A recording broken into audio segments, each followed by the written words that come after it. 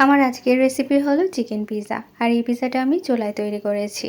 তো পিৎজা তৈরি করার জন্য একটা বাটিতে নিয়ে নিলাম 1 কাপ কুসুম গরম পানি, দিয়ে দিলাম 1 চা চামচ ইস্ট, 2 চা চামচ গুঁড়া দুধ, 1 চা চামচ চিনি, তেল দিয়ে দিলাম 1 টেবিল চামচ। এবার স্বাদ মতো লবণ দিয়ে দিলাম, দিয়ে উপকরণগুলোকে একটু মিশিয়ে নিচ্ছি।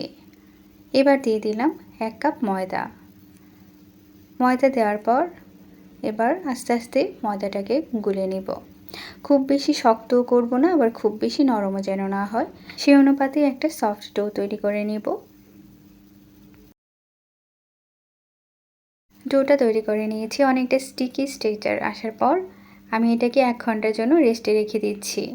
প্যান গরম করে সামান্য পরিমাণ তেল দিয়ে দিলাম মুরগির 1 টুকরো বুকের মাংস, ছোট টুকরো করে কেটে নিয়েছিলাম।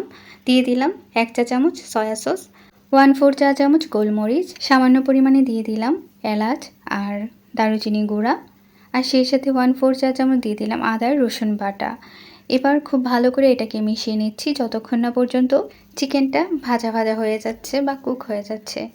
তো এটা রান্না করা হয়ে গেছে, এবার ঠান্ডা করে নিব। তো অপর পাশে দেখা যাচ্ছে যে এই ডোটা ফুলে উঠেছে। আমি এটাকে হাত দিয়ে চেপে বাতাসটা বের করে দিচ্ছি।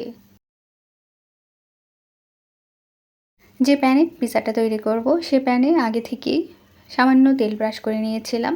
এবার হাত দিয়ে চেপে চেপে আমি একটা রুটি তৈরি করে নিচ্ছি। এবার কাঁটা চামচের সাহায্যে সামান্য ছিদ্র ছিদ্র করে দিচ্ছি, রুটি যেন বিভিন্ন জায়গা থেকে ফুলে ফুলে না ওঠে, আর সেই সাথে রুটির মধ্যে থাকা কোনো বাবল থাকলে সেটা যেন চলে যায়। এবার দিয়ে দিচ্ছি টমেটো সস বা পিৎজা সস, উপর দিয়ে ভালো করে লাগিয়ে নিয়েছি। তারপরে দিয়ে দিলাম মোজারেলা চিজটাকে আমি গ্রেট করে নিয়েছিলাম। এখন দিয়ে দিচ্ছি রান্না করে রাখা চিকেনগুলো। এবার আরও কিছু চিজ উপর দিক থেকে দিয়ে দিলাম।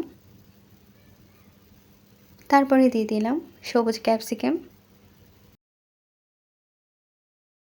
এই পর্যায়ে দিয়ে দিচ্ছি অরিগানো বা মিক্সড হার্বস। তো পিৎজা তৈরির ক্ষেত্রে অরিগানোটা অবশ্যই দিতে হবে, তা না হলে পিৎজার আসল টেস্টটা পাওয়া যাবে না। চুলায় প্যানটা আমি আগে থেকেই গরম করে নিয়েছিলাম। খুব ভালো করে গরম করে নেওয়ার পর পিৎজাটা দিয়ে আমি ঠিক 20 মিনিট ওয়েট করছি। তো 20 মিনিট পর পিৎজাটা তৈরি করা হয়ে গেছে।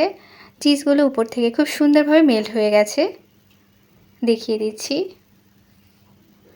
খুব বেশি যদি তাপ দেওয়া হয় তাহলে কিন্তু শক্ত হয়ে যায়। একদম পারফেক্টলি আমার পিৎজাটা তৈরি করা হয়ে গেছে, খুব সুন্দর হয়েছে। আর এটা খেতে খুবই মজা। আমি মাঝে মাঝেই এভাবে বাসায় তৈরি করে খাই। চাইলে আপনারাও এভাবে খুব সহজেই তৈরি করে নিতে পারেন। তো সবাই ভালো থাকবেন। আল্লাহ হাফেজ।